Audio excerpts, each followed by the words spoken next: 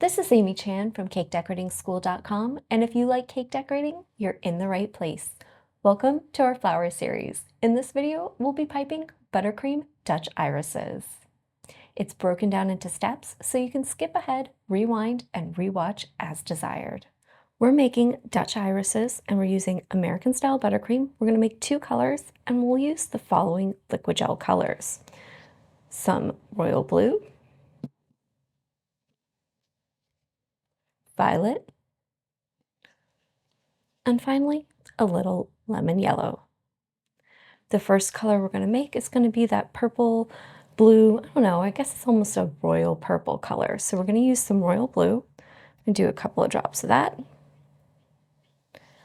And then a couple of drops of purple. Probably a little more blue than purple. Depends on what shade you want to make. They come in lots of fun colors.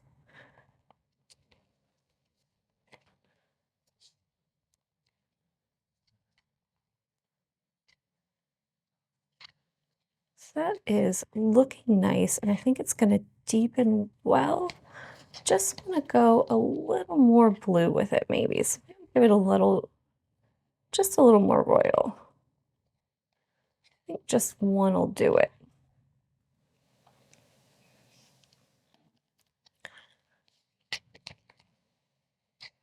Sometimes these flowers look very blue, sometimes they look very purple, but a lot of times they look kind of halfway in between. So that's kind of what I'm going for.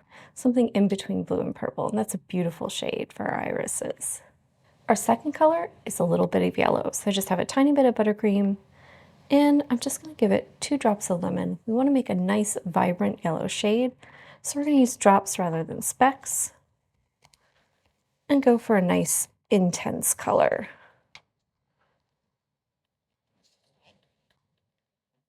It's a bit of a kind of buttery shade a little bit, so let's just bump it up a tiny bit. I want it to really be nice and vibrant so it holds up against that beautiful purple that we made, and that's going to be fantastic.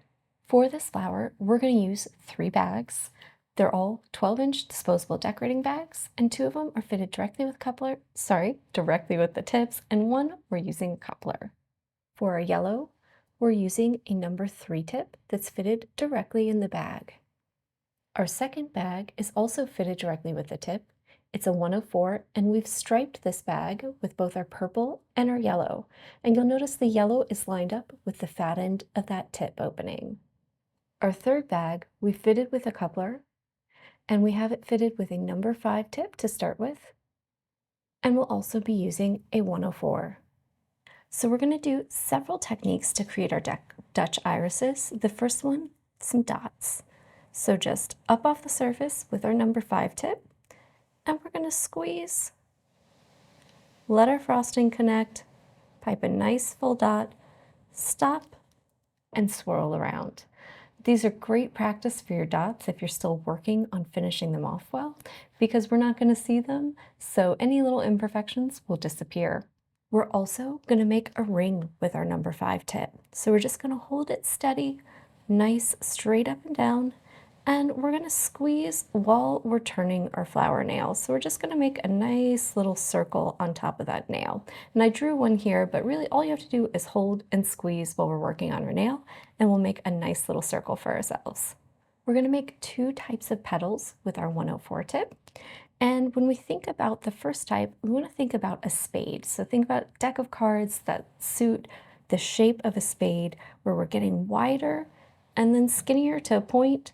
We're going to come back and go wide again out. So when we're holding the tip, we want to hold the opening so it's at an angle on our flower nail that's kind of like 10:30 for our clock face. We'll start piping, bring it wide, and then rotate it to get a point. That's when we'll rotate our flower nail, pull back down out, and then slide along that same angle. We're just mirroring it in the opposite direction. So it's like 1:30 on our clock face. And that'll give us lovely spade-shaped petals. Our second type of petals we're also going to do with our 104, and they're what I call upright petals. We're just going to hold the bag so that that opening is straight up and down and only the fat end is touching the surface. And we're going to make the following motion. We're going to go up, curve it around, and come back. And that's going to give us a petal that stands up on its end. So our last little technique is going to be some spikes. We're going to use our number 3 tip and our bag of yellow for this. Just squeeze till you get a nice dot, and then pull away while you're still squeezing. And you can play around with how firm your pressure is to change the length of those. But we're going to use them to make some nice stamens or pollen there in the center of our flowers that are going to provide some support for those upright petals that we're going to make. Now let's talk about how we're going to use the techniques we just reviewed to build our Dutch iris blossom. So if you think about the face of your flower nail like we're looking at it top down, the first thing we're going to do is pipe our small ring. We're going to change to our number 5 tip. We're going to pipe a dot in the center of that ring just to fill it up, and then we're going to place 3 dots on the outside. You have to forgive my drawing, but they should be kind of equally spaced. So think about a peace sign, head and 2 legs and kind of equidistance between. These dots don't need to be too big, they just need to connect to our ring, and that's going to allow us to get proper spacing, but also to join everything together underneath our petals. Next, we're going to go ahead and pipe 3 of those spade-shaped petals right on top of those outside dots. We're going to use our striped bag to do this, so we should get a nice little streak of yellow down there in the center. We're then going to change to our bag of yellow with the number 3 and pipe some of those little hairy stamens or spikes there in the middle, just to fill up that center area right on top of that central dot, and that's going to provide support for those upright petals. We'll change to our bag of plain purple with the 104 tip and pipe the 3 upright petals between our 3 spade petals. So we're just going to go right in between. So they're going to be nested in between 2 spade petals and kind of leaning against those spikes in the center, and that's what's going to allow them the support they need to really stand upright. So they'll be sticking to something in the center that we won't really see very much of, but it's going to give us that nice characteristic look of a Dutch iris.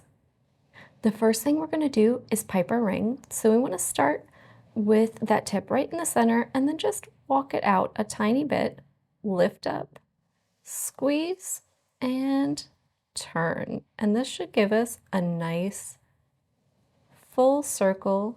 If you squeeze harder, you can spin faster. And then we're going to fill the center with a dot. And then we're going to make 3 dots, and we're going to try and get them kind of equidistant.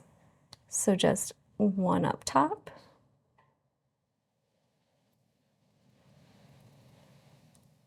1 on the right,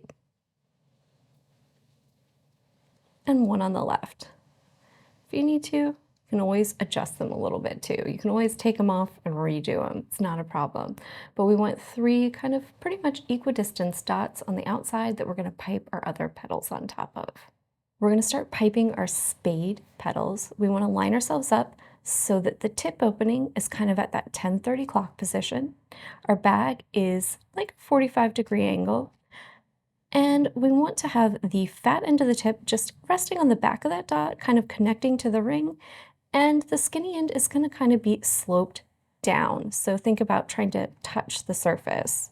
We're going to start piping, slide along, pull fat, rotate the back of the bag to get our point, and then come back, out, and slide along. So you can see you get a little petal. It's got that little streak of yellow in the center, nice spade shape, and it lays over our dot and kind of just covers it up for us. We're going to repeat that for the other 2 dots. So same thing, just kind of get that dot at the top for yourself so it's easy to orient and get yourself at that 10:30 position with the opening. Pull it wide, rotate to the back to get a point, turn your nail, and then come back. And now we'll do the last one.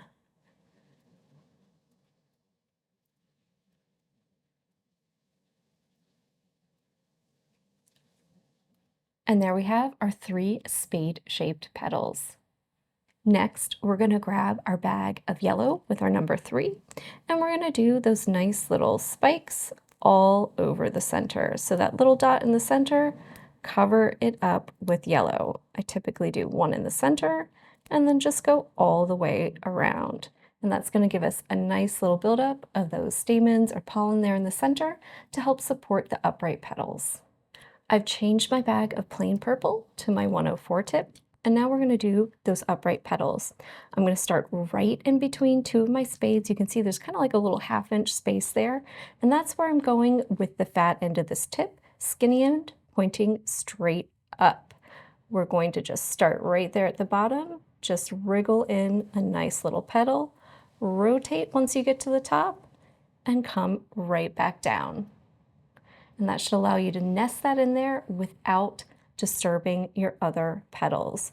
Just keep going and place one in between each of those.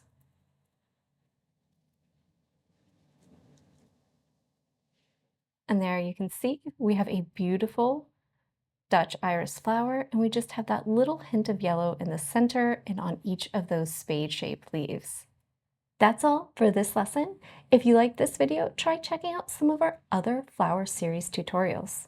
If you have any questions, ideas, or suggestions from us, we would love to hear from you in the comments section.